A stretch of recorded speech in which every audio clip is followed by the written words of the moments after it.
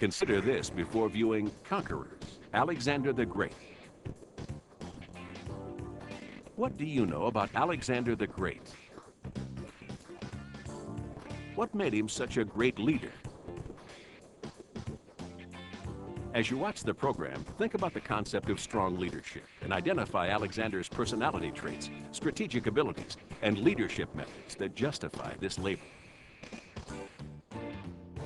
Assignment Discovery now presents Conquerors, Alexander the Great.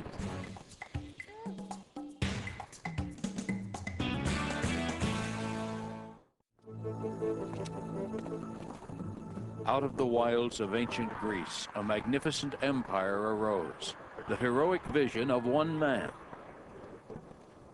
In just 13 years, he swallowed up most of the Western world and pushed deep into uncharted territory.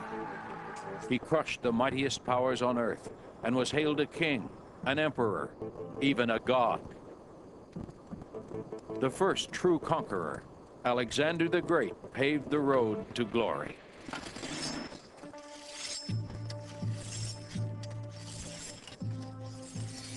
On a brisk autumn morning in 331 BC, a small but valiant band of warriors prepares for battle. Their enemy, an army 5 times their size and the most powerful force on earth, the Persian Empire. Their leader, Alexander, the fair-haired king of Macedonia, is barely 26 years old. For the last 4 years, he has led his troops from Greece to Egypt and conquered half the known world.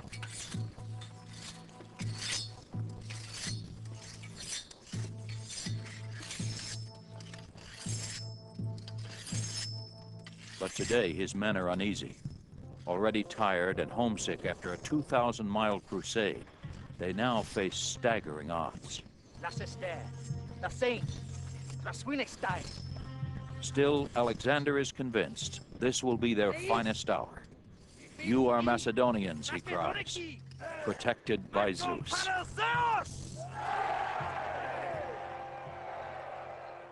Alexander was born to conquer. The son of a warrior king, he is heir to a powerful throne.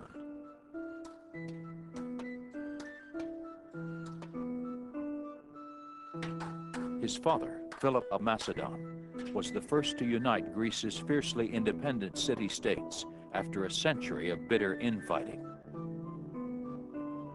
Alexander has to be tough enough to not only defend this new kingdom, but to avenge his country's honor. At his rugged outpost in Macedonia, Philip harbors a dream cherished by all Greeks.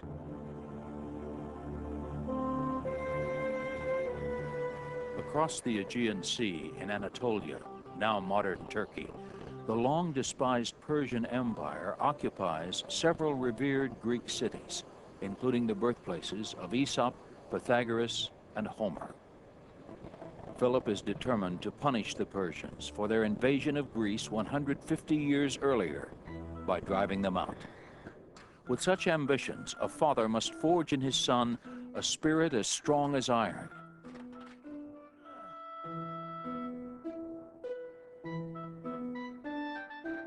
But Philip also knows that a ruler has to have brains as well as brawn. He brings none other than the celebrated philosopher Aristotle from Athens to teach Alexander how to observe, reason, and think ahead. His lessons will make Alexander the first great strategist in military history. But it's an epic poem that fires the boy's imagination. Homer's The Iliad, an account of the Trojan Wars, is mythology with a message. In it, the Greek hero Achilles wins a bloody victory over Hector at the city of Troy. But Achilles is no brute. After the battle, he shows compassion by returning the body of his dead foe to his father, King Priam. Might tempered by mercy is an idea not lost on the young Alexander. For the rest of his life, he will carry a copy of the Iliad wherever he goes. And Achilles, brave, fearless, the paragon of virtue, will become his role model and hero.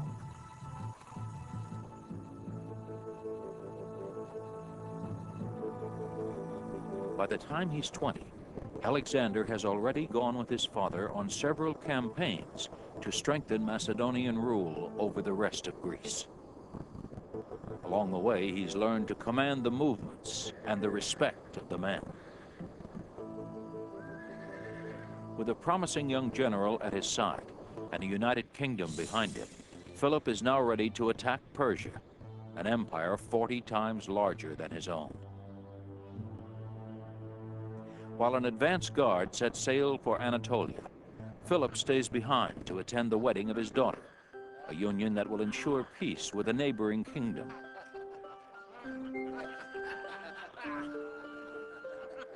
On his way to the ceremony, Philip notices an old acquaintance, a former bodyguard. The king is greeted with a dagger to the ribs.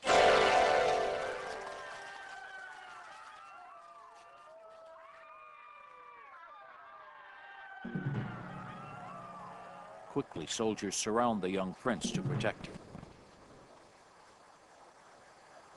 Others chase down the assassin and kill him. Only 21 years old when he ascends the throne in 336 BC, many question if Alexander has the stuff of warriors.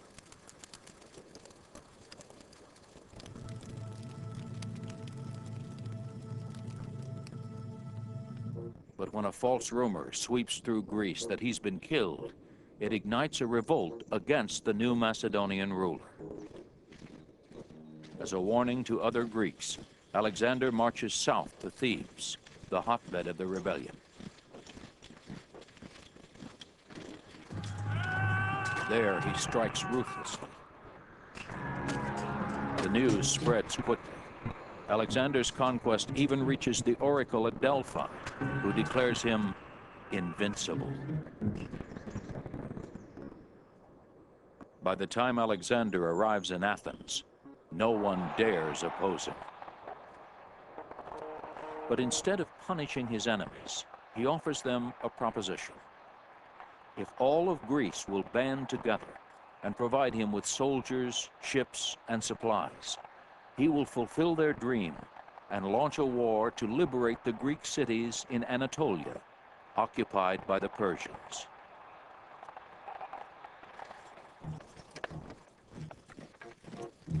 In 334 BC, with an army of 45,000 and his boyhood friend Hephaestion by his side, Alexander embarks on a historic crusade, the conquest of a continent. To ensure the success of his heroic quest, Alexander makes a pilgrimage to the nearby ruins of the fallen city of Troy and the tomb of Achilles. To the Greek hero, he offers up prayers and gifts, but he takes something too: Achilles' shield for good luck in battle.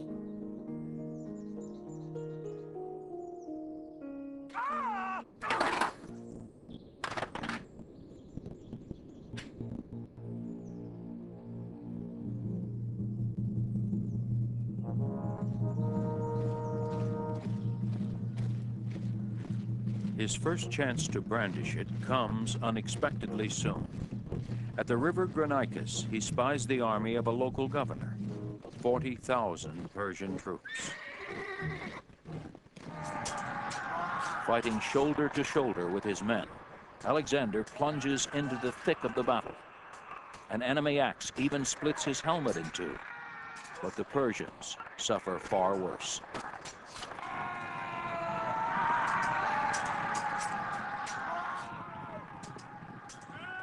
Stunned and disheartened by the surprise attack, they lose a third of their men before fleeing the field. But 2,000 miles away, in Persepolis, the capital of Persia, the emperor Darius is stinging from the defeat. Now it's up to him to stop the audacious young king. Anxious to destroy Alexander, Darius assembles an army of up to 100,000 and invites his court, including his wife, children, and his mother, to come along and savor his victory. With an army half the size of the Persians, Alexander continues his push through Anatolia. The two armies converge at Issus, and the battle lines are drawn. The centerpiece of Alexander's fighting machine is a formation called a phalanx.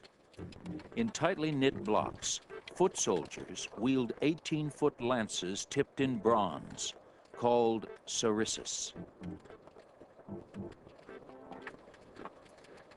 As each rank lowers its line of sarissas, it creates a deadly wall of spikes. With the Macedonian cavalry engaged on both flanks, Alexander sends his phalanxes straight into the center of the Persian lines. Trapped from behind by their own men, row after row of hapless Persians are impaled.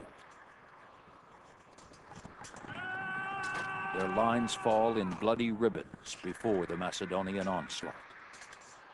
Seeing the day is lost, Darius commits the unforgivable. He deserts his post and flees.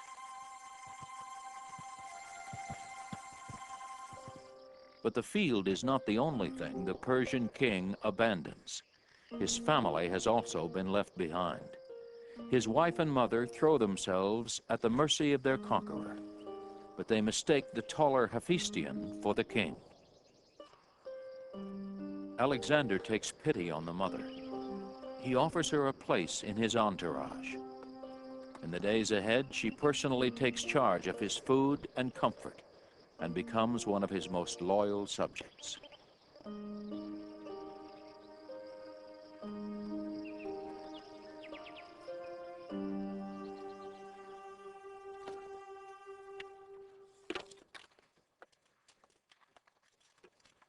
Alexander believes that a leader should be one with his men, sharing both their pain and the spoils of war. If his bravery in battle wins their respect, his compassion and generosity inspires their devotion. At age 23, Alexander, king of Macedonia, has driven the Persians out of the entire Mediterranean. Now he can return home to a life of comfort and ease. Instead, he chooses a soldier's life and pushes ever deeper into the Persian Empire.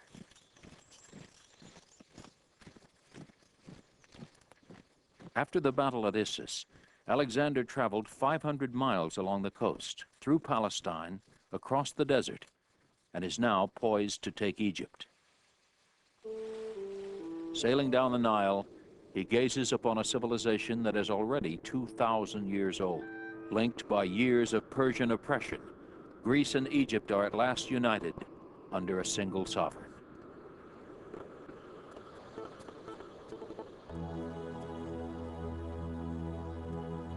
In 331 BC, at Memphis, Egypt's capital, Alexander is proclaimed pharaoh. Because his new subjects believe pharaohs are descended from gods, Alexander is regarded as divine.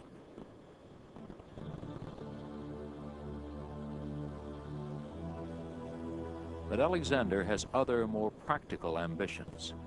The Nile is the gateway to Africa. Here, where it flows into the Mediterranean, he will build a great city in the Greek style. He calls it Alexandria. Over the next few years, he will christen a dozen more like it throughout the Middle East. Each of them is a miniature Greece transplanted to alien soil. But this Alexandria will be his best and most enduring. Back in Persia, his palace empty of family and friends, the fugitive King Darius hopes for a political solution. He offers to ransom his family with a peace treaty, gold, the hand of his daughter in marriage, and all the lands west of the Euphrates River.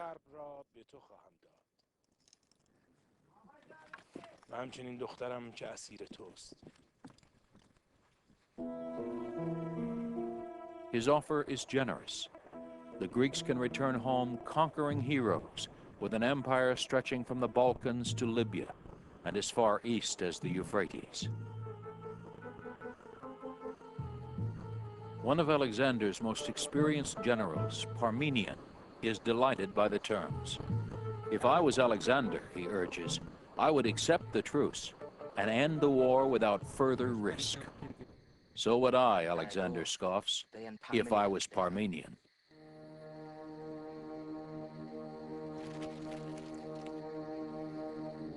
Many of his men begin to wonder if their leader has finally gone too far. He's gambling all they've won against the weight of the Persian Empire. When the armies meet, the battle will be fought by nearly 400,000 men, but it will hinge on the courage of only one. Alexander has rejected Darius's offer of ransom, setting the two adversaries on a collision course. The Persian king has little choice but to prepare for a decisive confrontation. Summoning all his troops from as far away as India and Afghanistan, he forms one vast imperial army of 300,000 men. The two armies converge at a place called Gaugamela. On the 20th of September, 331 BC, Alexander's forces, some 50,000 strong, march on the full might of the Persian Empire. After years of waiting, these two bitter rivals are finally poised for the ultimate showdown. Alexander signals his troops to turn and charge straight at Darius.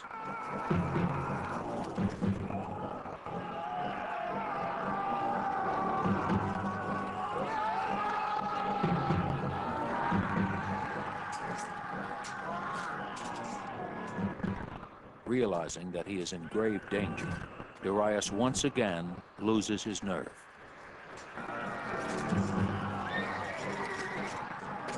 He turns and runs. Abandoned by their king, the Persians can find no reason to continue fighting. The victory belongs to Alexander.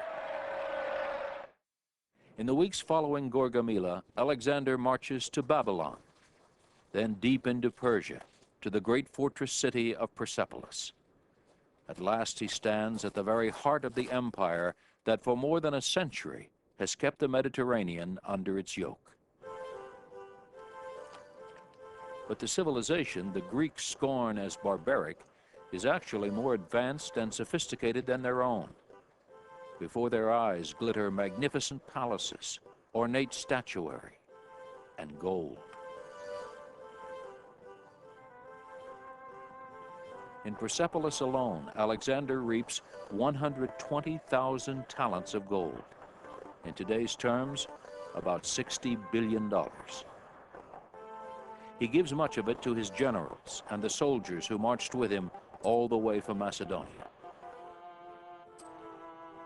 Still, when the final accounting is done, he is the richest man in the world, probably the richest man in history.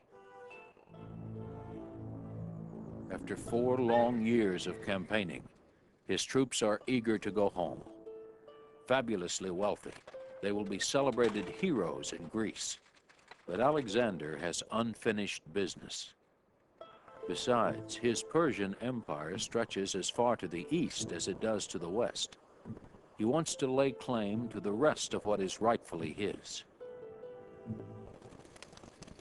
On the eve of the expedition, Alexander lets loose his final revenge on the Persians who sacked and torched Athens a century and a half ago.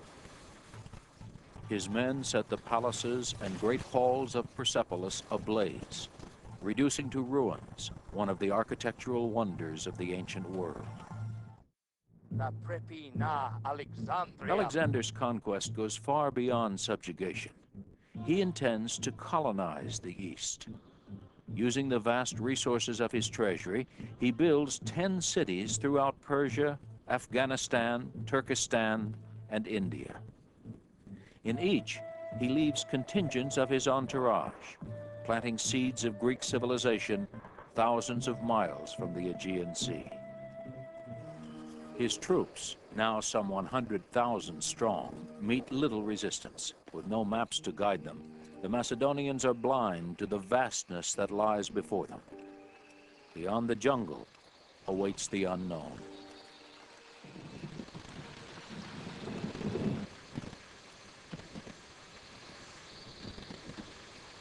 The incessant rains of the monsoon are the last straw.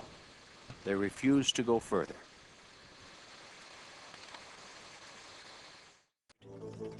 In 324 BC, 3 years after the expedition set off, he delivers the ragged remnants of his army back to Persia. After months spent consolidating the empire and reorganizing his army, Alexander sets in motion the plans for a new invasion. This time he will expand his empire to the west by leading an assault into Arabia, North Africa, Sicily, and Italy. But before he can begin his next conquest, disaster finds the indestructible Alexander's Achilles heel. The man who has survived countless life-threatening battle wounds is struck down by a common disease, malaria.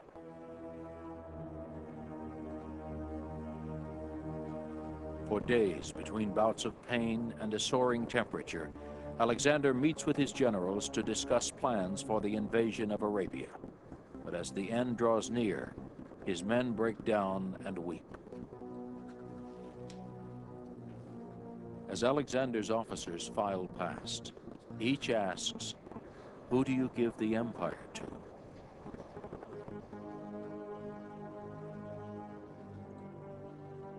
The strongest is his enigmatic reply. But who among them could approach such genius and daring, or inspire such loyalty? Alexander died on June 10th, 323 BC. After 13 years of fighting, he had conquered 2 million square miles. But without his force of will and charisma to hold the empire together, it eventually began to crumble, torn apart by the squabbling of rival generals and petty kings. On the road to world conquest, Caesar and Napoleon would pay homage to the brilliant young general who set the standard for all future conquerors. From the Aegean to Afghanistan, he had marched 22,000 miles and never lost a battle. He planted the seeds of a culture full of vitality and new ideas, and left in his wake the roots of a new civilization. Builder of cities, warrior, emperor, hero, god. 2,300 years later, his name still carries thunder. Alexander the Great.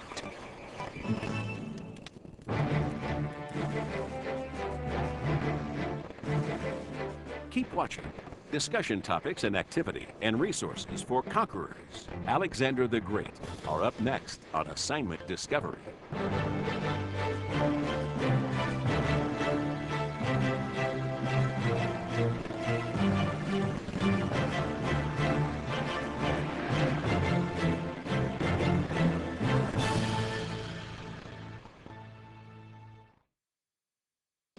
Now that you've seen conquerors, Alexander the Great, talk about this. Alexander spread his empire through 3 continents, and he imposed Greek culture and law throughout these conquered lands. Discuss the ethics of starting wars for the purpose of territorial expansion. What would happen if a present-day leader carried out this kind of campaign? Now try this. Imagine that Alexander had to face the media today. Choose one event from the documentary and compile a list of questions that you, as a modern reporter, would ask him. Then discuss how he might respond.